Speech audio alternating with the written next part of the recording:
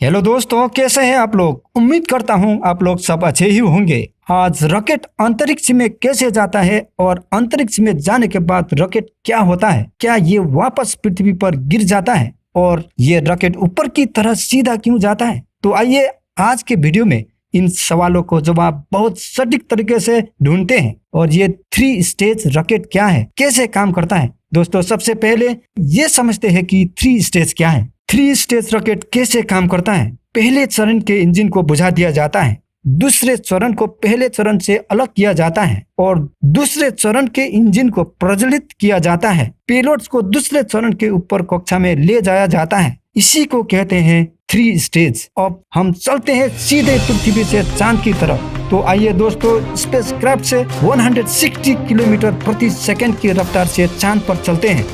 तो दोस्तों, अब शुरू होगी हमारी सफर। यहाँ हम अब 118 मील ऊंचे हैं। ये स्पेस पार्किंग ऑर्बिट कहते हैं। बस हमें बताइए दोस्तों, क्या आप अभी हमें देख रहे हैं? बस एक नजर डालें। कॉर्मन लाइन यहाँ है। कॉर्मन रेखा वो ऊंचाई है जहाँ से अंतरिक्ष शुरू होता है। ये 100 किलोमीटर लगभग 62 माइल ऊंचा है। ये आमतौर पर पृथ्वी के वायुमंडल और बाहरी अंतरिक्ष के बीच की सीमा है। इंटरनेशनल अंतरिक्ष स्टेशन की कक्षा यहाँ है। हमारा पृथ्वी से यहाँ तक की दूरी 249 माइल्स दूर है।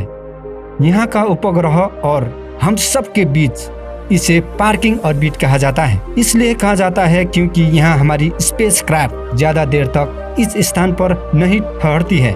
लेकिन दोस्तों, चिंता न करें, यहाँ करीब 2 घंटे रुकेगा। 2 या 3 बार पृथ्वी की परिक्रमा करने के बाद ये एक बार फिर 6 मिनट के लिए तीसरे चरण में ट्रांसल्यूनर बर्न करते हैं। चंद्रमा को सटीक रूप से लक्षित करने के लिए ये पुष्टि करने के लिए सिस्टम जांच करता है कि सब कुछ गहरी अंतरिक्ष यात्रा के लिए तैयार है। सभी चालक दल पूरी तरह से पृथ्वी को छोड़ने के लिए ऊपरी स्टेज के इंजनों पर चला जाता है। इसे ट्रांसल्यूनर इंजेक्शन कहा जाता है। SLVB यानी S4B अब पूरी तरह से बेकार हो गया है, यानी ये अलग हो जाता है।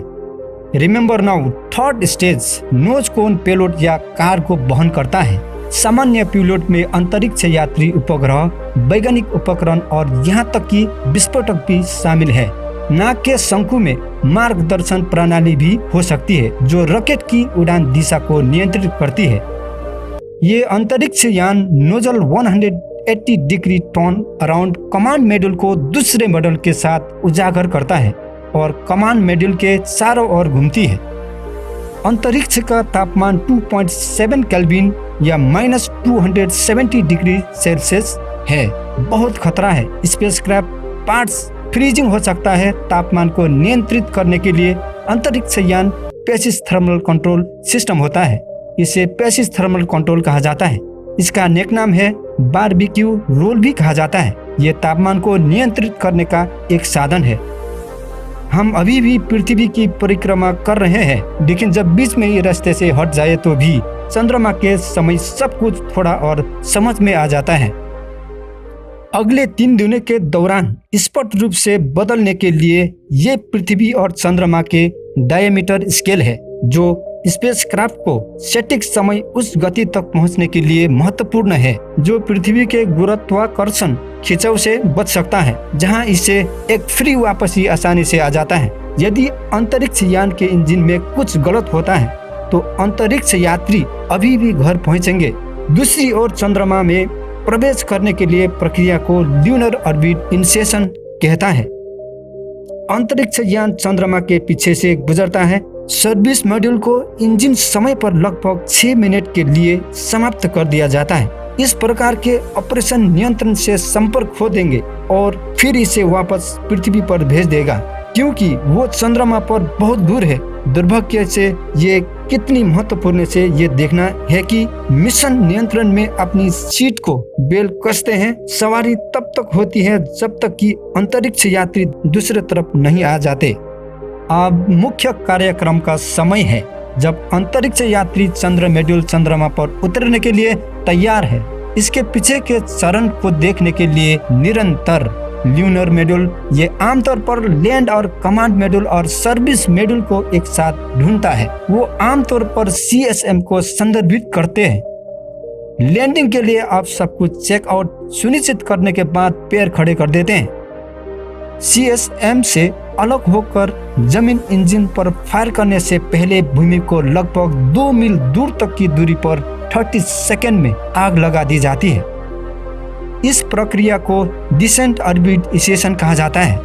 अंतरिक्ष यात्री के अच्छे दृश्य के लिए इसलिए खिड़कियों को शुरू में नीचे खींचा जाता है। लैंडिंग साइट की सतह किसी भी बड़ी सीमा की अपेक्षा करती है जो सीमित ईंधन है, इसलिए अंतरिक्ष यात्रियों को उतरने में बहुत समय नहीं लगता है।